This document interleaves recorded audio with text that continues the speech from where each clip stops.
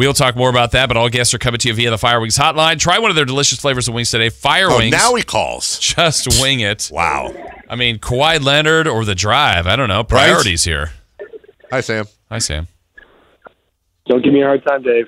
I'll hang up on you. Hey, listen, I was just explaining on the air. I sent you a very nice text about our show and Kawhi. And I don't know if you got it or not. It had potty language, R-rated, anti-Kawhi, not nice person. Listen. So I just got here. Yeah? Oh, go ahead. No, I was just going to say, watch your tone, because before you came on, before we had phone issues, I actually, in talking about you, we put you on the Mount Rushmore of active NBA writers. It was you, Woj, in no particular order, you, Woj, Mark Stein, and Shams. And I said you might be the most valuable asset The Athletic has. I said these things in the 22nd largest market in America, Sam. Wow, thank you, my friend. Yeah. Check's in the mail. I appreciate you. And I'll get a clip of this, to send to our CEOs at The Athletic, and then we'll be in business. Thanks, Al. So why are you in Toronto? Because there's this dude who was pretty good for this team last year, and he came back, and it's a big deal. And, The Athletic, I think, has 6 writers at this game, which is pretty ridiculous. Jeez. Wow. Jeez. So to paint the picture for you, I just got out of the hectic Lyft ride and getting over here from the hotel. Certainly dozens of reporters around me, much more than that. I don't know what the number is. But my favorite part is that it's going to be not much ado about nothing, but I just always love when there's massive media scrums for a guy in Kawhi Leonard who, as we all know, is not the most outspoken, insightful guy when it comes to media interviews. But he will be talking about his time with these Raptors and winning the championship. And, it's honestly, as far as like tonight goes, I think it's going to be like the kindest, gentlest superstar return game that you've ever seen. I think he's going to get tons of love.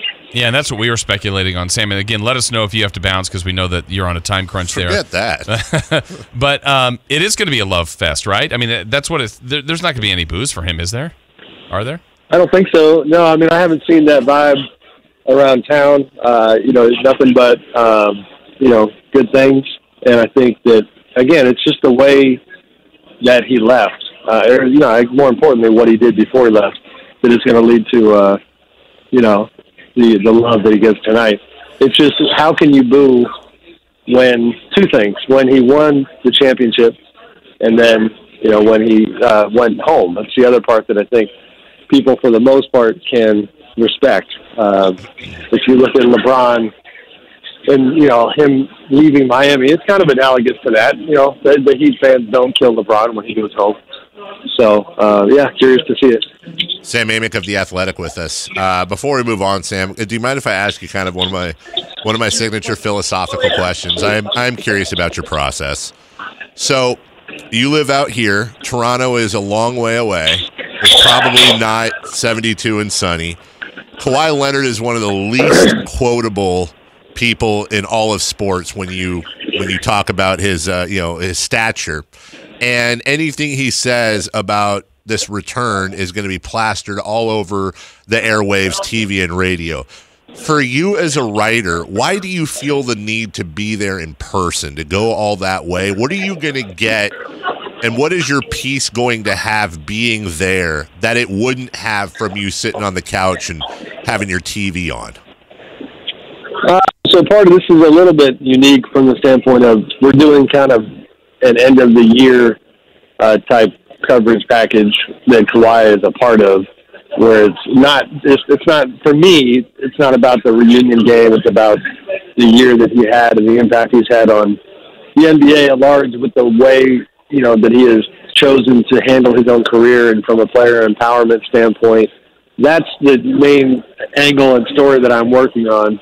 And so, yes, what he says in the press conference will be everywhere. What I have to get on a plane to get is, for one, it sounds kind of cheesy, but you call it the scene. I need some color from tonight to kind of soak up the atmosphere and be there when you have this evening that combines his past life and his current life basketball-wise, and that's perspective that you're going to wind up using in the piece. The other part of it is I haven't been around the Clippers much lately at all, and so you're kind of looking at an empty notebook for this story that you're trying to put together, and you got to get out and get some material. But, that is always the calculus you're trying to figure out is, not to waste effort, dollars, all of those things with trips that are unnecessary. But the relationship stuff matters. I mean, I'll connect with the Raptors front office. I'll connect with Raptors coaches and on the Clippers side as well. And you're kind of always playing that game too. Sam, I know it's not as sexy a part of the story, but how about the Raptors without him? 9-2 at home, pretty good start, 16-7 overall. That surprised me. What's been the thought about how well the Raptors have played even without Kawhi? Yeah, that's the other thing. You talk about reasons to not boo. In general, Raptors fans should be pretty happy. But, it's not a case of like the ground coming out underneath them when the superstar left. Their team's playing really well. Pascal Siakam, I've got him as like the fifth guy in the MVP race at this point. One of those guys, I think he's destined to, and this is a compliment, to be, in the MVP discussion, but never actually, really in it. Right. But he's had a really good year. And they gave him a max deal last summer. And if you guys remember when they were, when that was in the news, the question was, is he worth it?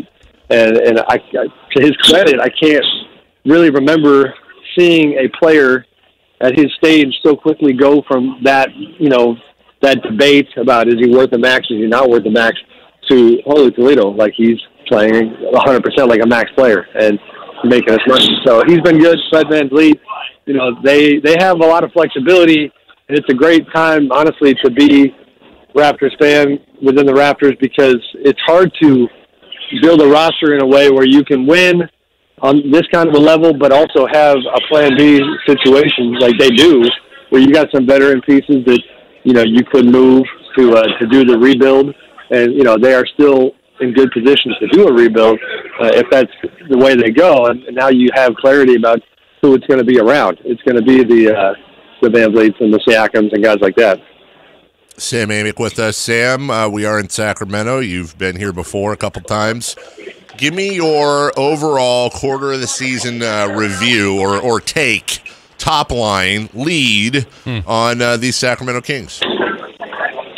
It's interesting because it's like, I don't know where to take that conversation beyond giving them credit for fighting, giving them credit for, not letting go of the rope, as coaches say all the time when it comes to their season. You go 0-5, you fight back.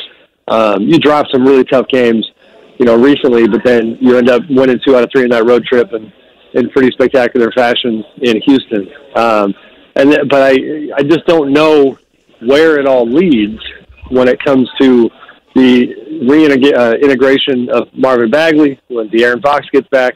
And so it's like I'm having a hard time having my own vision of what it means in totality as far as how good this team is. I just don't have any sense of it because Marvin coming back conceivably will take time away from Rashawn Holmes or at least alter the rotation.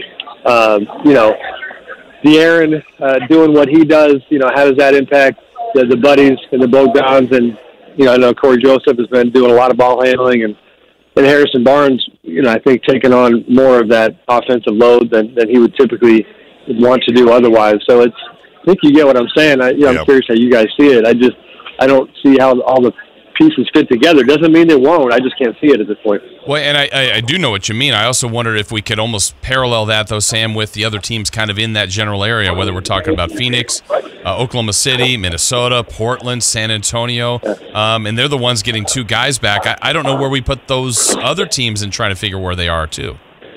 Yeah, no, I agree. I mean, there's a ton of moving parts with a lot of these middle-of-the-road teams that are, there's, not really that unique, but there's 5 or 6 teams that are going to be fighting for the 7th and 8th spots. And it's, right now, the West is essentially going 6 deep as far as kind of teams are going to be there. And then I think unofficially teams like the Kings and the Suns and the Timberwolves, they've got I'm still going to put my money on Portland making its way all the way back, at least into that top 8 and to make it into the playoffs. And so, yet again, it's, it's that musical chairs game where there's, I think, unofficially one seat left for the playoffs, and a lot of squads with these types of questions trying to get it. Sam, at the same time, how do we jive the whole Kings win in Dallas, in Houston, they beat Denver, they lose in Boston by 1, they beat Boston at home, they lose in L.A. by 2 to the Lakers, all without Bagley, all without De'Aaron Fox. Do you look at that more as, wow, this team could really be something when healthy? Do you look at it as these other teams aren't taking the Kings seriously, or is there a third option I'm missing? No. I mean, I think, I don't buy the not taking them seriously thing. What was your first option? Do you look at that they're quality wins, and then, you back it up with a loss to the Bulls at home, something like that, but they've got quality wins and also quality close games, losing by 4 on the road to Toronto, the Lakers, etc., Boston by 1. Is the first option would be, do you look at the Kings and go, they could be something when Bagley and Fox come back? Yeah, no, I do. I just didn't love what I saw out of De'Aaron early. Yeah. That's one thing that, I'm curious to see where that goes. And then the Marvin thing, I mean, I hate to say it, just, it's between last year and this year, it's just, you got to remind yourself that he's part of the group, to be honest with you. Just as far as him not being able to be a part of it and to be healthy. So those are two pretty big ifs. But, yes, even at the analytics, you can look at this team and say, you know what, they don't, other than that early terrible start with 0-5 and getting run by Phoenix really bad and all that, they've gotten this thing to a point now where they don't really ever get run off the floor. And correct me if I'm forgetting about a game recently, but they've got potentially, I think, the look of a team that even the psychological makeup, maybe they really have gotten this thing to a point where last year you sniffed the playoffs and they're not going to let go of the rope now, because even with all the injuries and all the problems, they kind of feel like they should be a playoff team and try to make it happen. Last thing for you, does Marvin Bagley have more pressure on him than any player on an average to bad team right now? I mean, I don't know who else is on that list, but yes, I think he has a lot of pressure on him. Especially, it's just hard, I think, for him, on him, because of the length of time he's been out. He should be allowed to kind of feel his way back in, and he's in terms of the optics and the way he's going to be perceived. I don't think Kings fans are really feeling that idea. I think they want him to come in looking like Chris Webber, and that's going to be hard because you've got the Luka backdrop where thankfully for the listeners, Dave, you make sure to never talk about Luka very much. You brought it up, not me. But that's a game changer, because you have people where Mr. Rivers, how are you? Good. You? I'm good. Good to see you. Doc Rivers. Oh, Doc Rivers? Yes, sir. Ooh, I'm Sam. I say hi to Doc Rivers. Yeah. Go ahead. Yes, thank you. Yeah. Sorry, boys, I couldn't not say hello. So I think the pressure is definitely big time. And we'll see how he responds to it. Well, Sam, thank you for adjusting. We know it's hectic out there. Have a fun night, and we'll talk to you next week. All right, boys. Thank you. Be good. Take care. The Drive.